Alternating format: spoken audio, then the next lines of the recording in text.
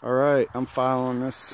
I just don't got enough internet to do a live feed, so we're gonna do it like this. We're at the site, one of the sites where the bulldozers were digging things up, and there's a camp set up here and at the other site, and it's all the nations that gathered came and hung stuff here on this fence. We're gonna walk down it.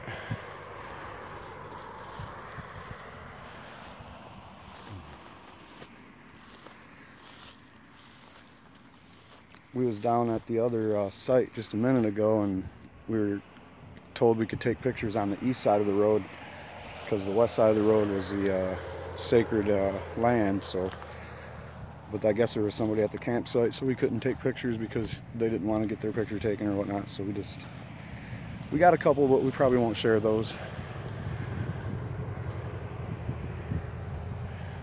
The tribes are here from all over the United States, Mexico. We heard there was people from Pakistan here. So it's kind of a worldwide thing going on.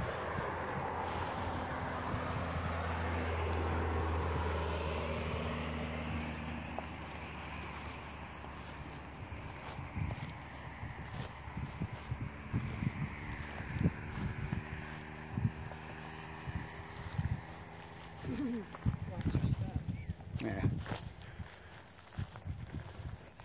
Yeah.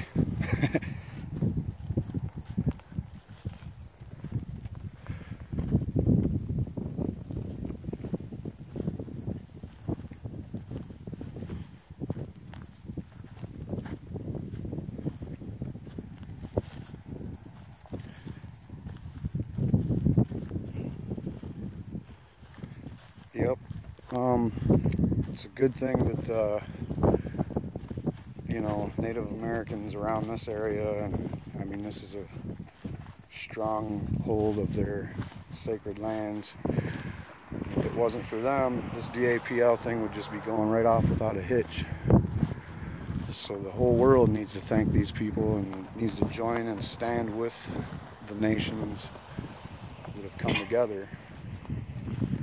Something that was prophesized about, that they would come together, and it was about the black snake. Well, the black snake, well, that's the oil pipeline.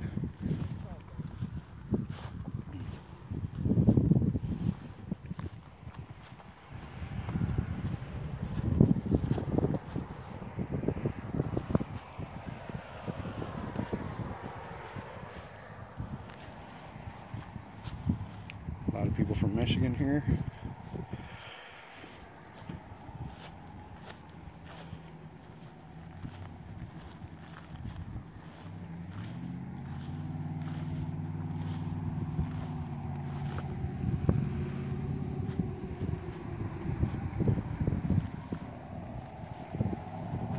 So there's about tribes that have came in on canoe to stand with the Standing Rock.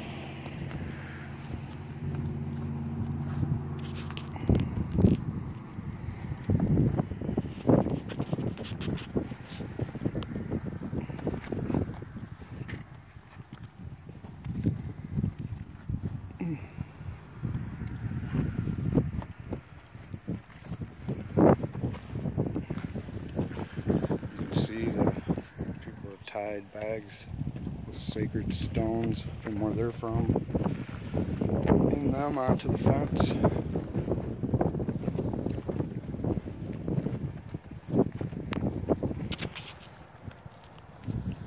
Whatever these barricades were brought here for, they've all been vandalized with awesome messages. Seventh generation, meaning the 7 generations of Native Americans that have lived on reservations.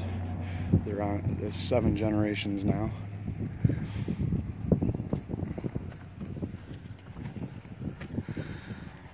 And a lot of these reservations are truly like living in a third world country.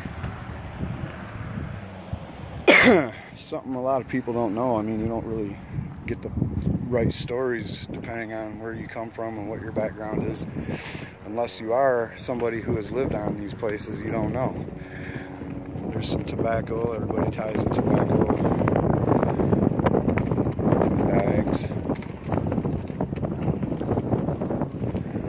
I said the stones from their area, but yeah, I believe that's tobacco. See, again, my knowledge of traditions is definitely tainted with my background as being a white person.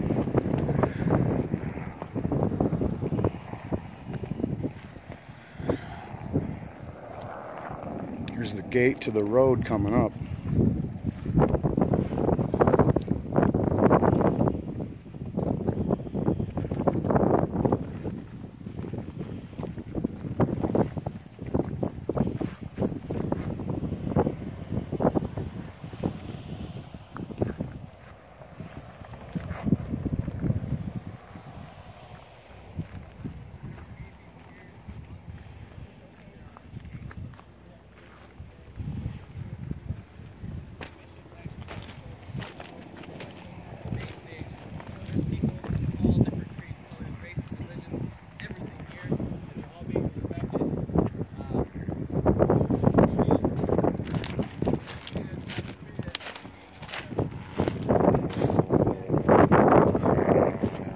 Got helicopter presence. Not sure why. There was like the threat of the National Guard coming and whatnot. And I don't even know where they would have came. I know when we went to Bismarck, here we go.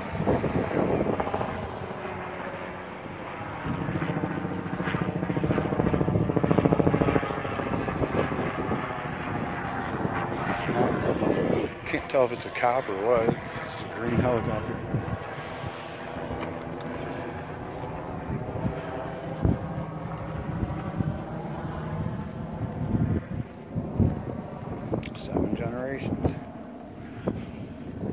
One of the things that they were talking about a lot, one of the themes I was getting inside the camp was how there was a lot of disagreements between tribes, but, you know, it's the divide and conquer thing, you know, like these guys wear tight blue jeans and those guys wear camouflage and these guys smoke marijuana and these guys over here are anti-marijuana, and they tell you that the peace pipe was never used for that.